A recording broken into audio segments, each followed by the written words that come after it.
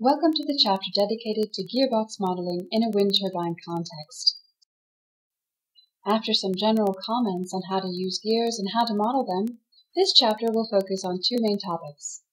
The first one will give some input about the formulation of our gear element used when modeling gearboxes. We will then see some short demos on how easy it is to build a model of a complete gearbox using our tools. The first question we should address is, when are gears used in industry? Well, there are several cases in which one can use gears. When power needs to be transmitted between two shafts rotating at different speeds, when power needs to be transmitted between shafts that are not aligned, or when motion needs to be transmitted between parts moving at different rotational speeds, regardless of the power involved. Gears can be used for a number of different applications, like manual transmissions, gear chains for the drive of camshafts in motorsport engines, a transfer gearbox, or an axle transmission, just to name a few. So, different types of gears exist depending on the application. Spur and helical gears, bevel gears, internal gears, worm gears, rack and pinions, and so on. Modeling gearboxes can be achieved using various techniques, ranging from very simple to fairly complicated. The most basic way of representing a gearbox is just the definition of a ratio of torque and rotational speeds to be transmitted from one shaft to the other. The next one is the approach we'd recommend here, using a specific gear element linking two nodes for which the forces acting on them are computed, thanks to a complete geometrical and mechanical description of the pinions on top of the transfer ratio. Finally, the most complex approach is to represent the pinions with finite element meshes to compute the contact pressure between teeth and local stress distribution accurately. Let's go into more detail on each of these techniques. Inputting a transfer ratio alone should be done only when the focus is not at all on the gearbox, and when its dynamic behavior will have no influence on the behavior of the rest of the structure. The advantages of this approach are that the amount of data to input is limited to the transfer ratio. On top of that, it costs nothing in terms of computation time, since no extra degrees of freedom are added. The major drawbacks are that, first of all, you cannot obtain any result specific to the gearbox's behavior, and second of all, even if the gearbox has some influence on the global behavior of the turbine, it will be ignored in this approach. The second approach is what we call the two-node gear element. It's the most efficient way to take gears into account in a global model. We'll come back to a more detailed discussion of this element later in the presentation. Its advantages are the following. One can use a lot of detail in the model to obtain a behavior model very close to reality. No degree of freedom is added. It simply adds some forces to the existing ones linked to the two nodes, and it does not therefore require a lot of computation time. The drawback is that it's not suited to compute contact pressure and other such local results on pinions. The last technique to model gears is to use detailed finite element models. An example of such models is shown here, with the stress distribution displayed on the animation.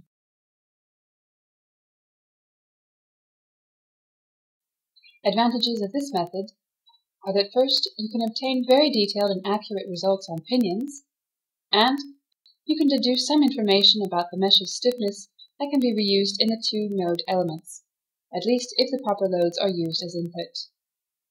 The major drawback is that these models are very expensive computation time-wise. It's almost impossible to include this kind of modeling in a complete gearbox, let alone a global model of a wind turbine. Now that you've understood the different techniques for modeling gears, we'll focus on the two-node gear element available in SAMSA. We would describe our element as a classic gear element, but it can be much more than just that. One can take into account a number of parameters, such as the geometry of the pinions and more locally of the teeth, inertias and masses of pinions, the flexibility of teeth, including parameter excitation, backlash due to clearance between teeth, transmission errors, and friction and damping. Assigning basic gear data in SAMSA field is very easy. One needs to select the two nodes that will support the element, it's usually the tip of some shafts. Then input the number of teeth on both sides, implicitly defining the ratio. You immediately see an equivalent CAD representation of the gears, which enables users to check its data definition immediately. You can also define helix and bevel angles if necessary.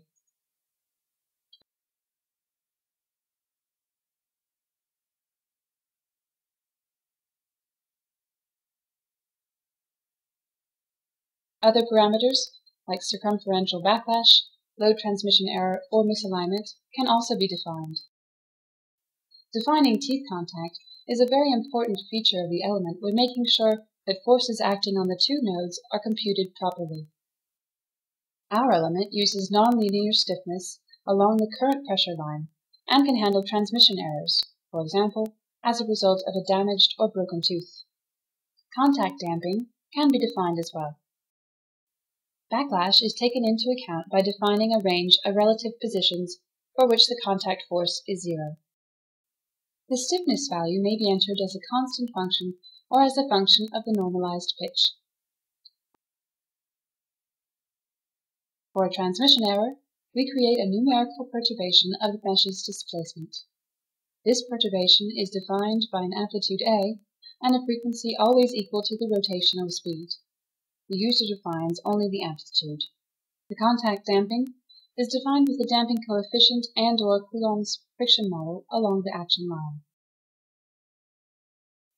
The mesh's stiffness is computed according to the DIN 3990 norm using the formula mentioned here. Misalignment can be taken into account for cylindrical gears. It can mostly come from shaft deflections or housing deformation, and in that case, its size is automatically computed.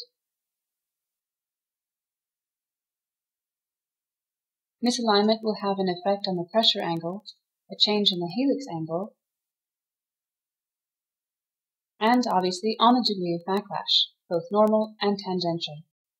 To sum up here, you can see the list of results available by default with our gear element. One can conclude from this detailed presentation of our gear element that it can be used in both basic and advanced gearbox analyses, depending on which features are used or not.